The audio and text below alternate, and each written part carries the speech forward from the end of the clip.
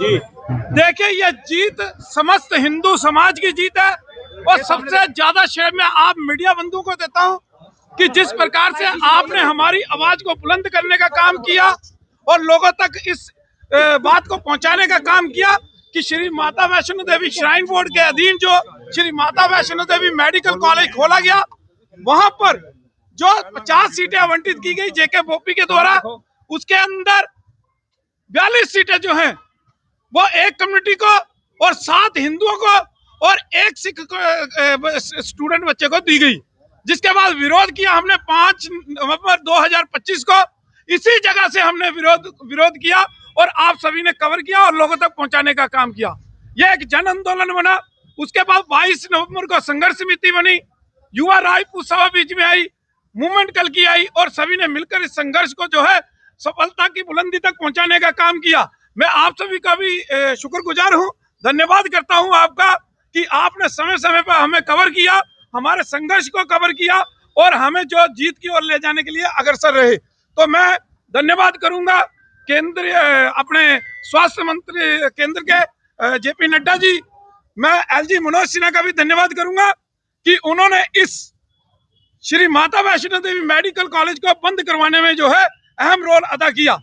देखिए, जिस प्रकार से ये चीजें हो रही थी, कहीं ना कहीं हमारा पैसा जो है, जो हिंदुओं का पैसा है, जो श्री माता वैष्णो देवी जाते हैं, चढ़ावा चढ़ाते हैं, वो इसलिए चढ़ाते हैं कि ये पैसा हमारे बच्चों पे, हमारे गुरुकुलों पे और यात्रियों की सुविधा के लिए जो है वो इस्तेमाल हो। लेकिन ये पैसा जो है किसी और समुदाय के बच्चों को डॉक्टर बनाने के लिए खर्च किया जाए, ये हम कभी सहन नहीं कर सकते थे। आज बड़ी खुशी का दिन है कि आज इस मेडिकल कॉलेज को रद्द कर दिया गया है राष्ट्रीय चिकित्सा आयोग के द्वारा। तो आज पूरे प्रदेश के अंदर खुशी मनाई जा रही है और मैं ये भी अपील करूंगा श्राइन बोर्ड से कि जो मेडिकल कॉलेज जो की बिल्डिंग जो बन रही थी, उस बिल्डिंग के अंदर गुरुकुल खोला जाए और देश विदेश के देश भर से जो लोग वहां पर आए और हमारे वेद पुराण और ग्रंथों का ज्ञान जो है वो वहां पर प्राप्त करें।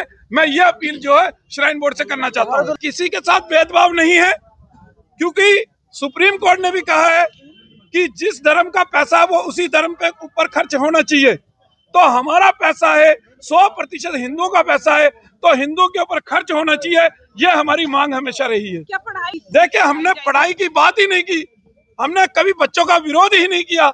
हमने ये कहा कि ये जो बच्चे हैं इनके दूसरे कॉलेज में भेजा जाए और आज वही हुआ कि उन बच्चों को दूसरे कॉलेज में भेजा जा रहा है। उनकी पढ़ाई कहीं खराब नहीं हुई, लेकिन पैसा हमारा है, हक हमारा है, हर चीज हमारी है, हर जन संसाधन हमारा है, तो फिर वो हम अपना पैसा किसी और को क्यों दें?